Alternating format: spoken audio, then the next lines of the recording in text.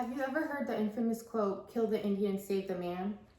This quote was coined by American Army General Richard Henry Pratt while he was seeking funding from the American government to open up a school, an Indian residential school, to assimilate Native American children into white American society.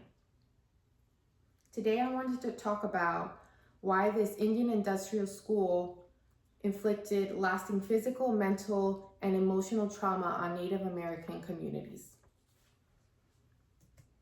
According to death records from the Carlisle Indian School Digital Resource Center, about 200 students died from anywhere from illnesses to dietary changes, amongst other reasons. Having never been exposed to illnesses like tuberculosis and pneumonia, many of these children died shortly after arriving to Carlisle. Others, being used to eating game, fruits, and vegetables, died from dietary issues because they weren't able to digest the starches and bread provided for them.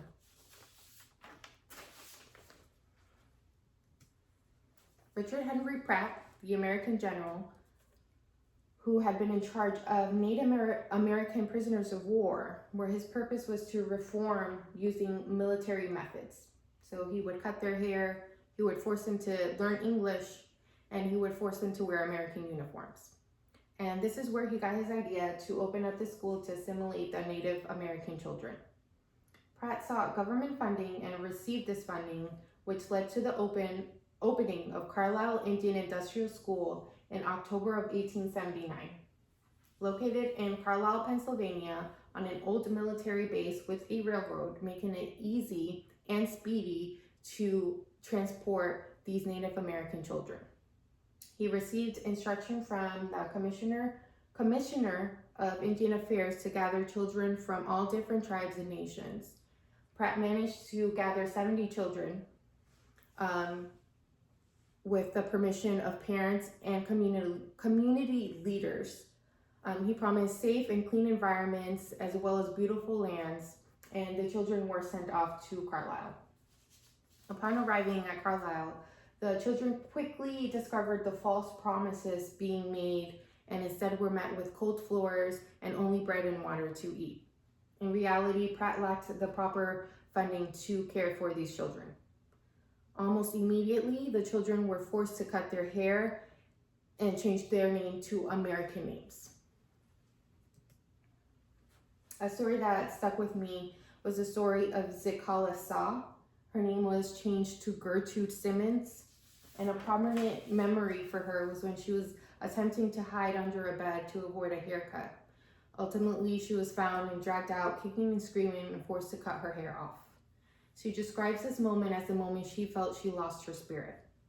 Aside from physical changes, the children were indoctrinated with the Christian religion.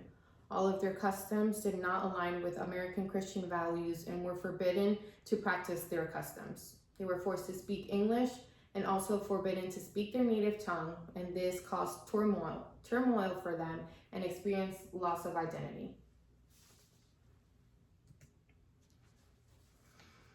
Punishment included physical violence like slapping, whippings, and being withheld food. And this was mostly for children who decided to speak their native tongue. Sexual violence was not unknown and even caused many children to attempt to run away or commit suicide. Death was prevalent among the children, like I mentioned before, by introducing new diseases and the dietary changes. Records indicate that about 160 students died from disease alone. Burials were performed in an American manner, and this caused distress to families who were unable to bury their children following their cultural customs.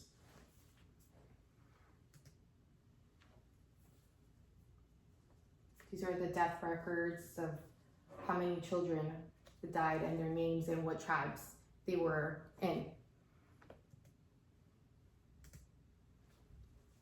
In 1891, Congress passed the Indian Education Act, giving power to the Commissioner of Indian Affairs to withhold food from families who refused to send their children to Carlisle. Upon hearing all of the terrible things that were going on, they decided not to send their children. But ultimately, they were forced by the police to send their children to Carlisle anyway. And in 1918, the school closed down due to the base needed for military training. The closure didn't end its influence there, but it inspired many other Indian residential schools all across the United States and Canada. The intentions behind Pratt's actions remain unclear. It's uncertain whether his efforts were driven by personal experimentation or his genuine desire to help Native Americans. However, the undeniable truth is that the cultural obliteration and anguish suffered by Native American children during this period was devastating. These children endured physical violence, emotional trauma, degrading rituals, and stripping of their cultural identity, leaving them without a fighting chance in the outside world. Furthermore, the diseases and numerous deaths and the denying the families closure and cultural burial customs. To this day, at the Carlisle School or the Carlisle grounds, many of the Native American children have tombs with name unknown.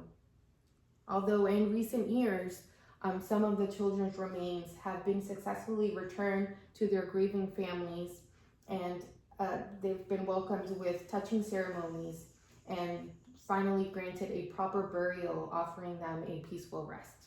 Thank you.